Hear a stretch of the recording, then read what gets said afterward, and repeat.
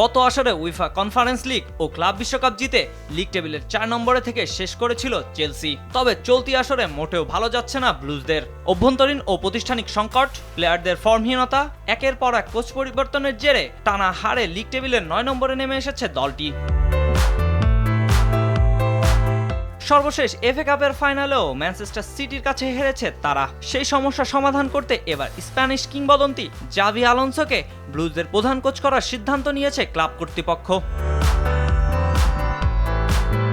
44 বছর বয়সী এই স্প্যানিশ কোচ চলতি বছরের জানুয়ারিতে রিয়াল মাদ্রিদের দায়িত্ব হারায়। যদিও তাকে দীর্ঘমেয়াদী প্রকল্পের অংশ হিসেবে দেখা হচ্ছিল, কিন্তু ধারাবাহিক খারাপ ফলের কারণে মাঝ মৌসুমে তাকে বিদায় নিতে হয় বার্নাব্যু থেকে।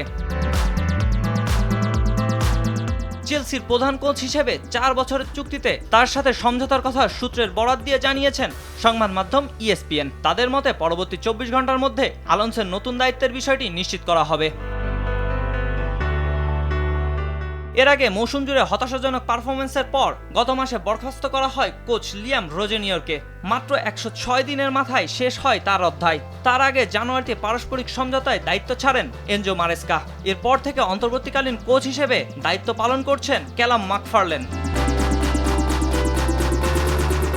চেলসির কোচ হওয়ার দৌড়ে শুরু থেকে আলোচনায় ছিলেন বোর্নমাউথ কোচ অ্যান্টনি ইরাওলা এবং ফুলহ্যামের মার্কো সিলভা। তবে শেষ পর্যন্ত ক্লাবের প্রথম পছন্দ হয়ে ওঠেন জাভি আলোনসো।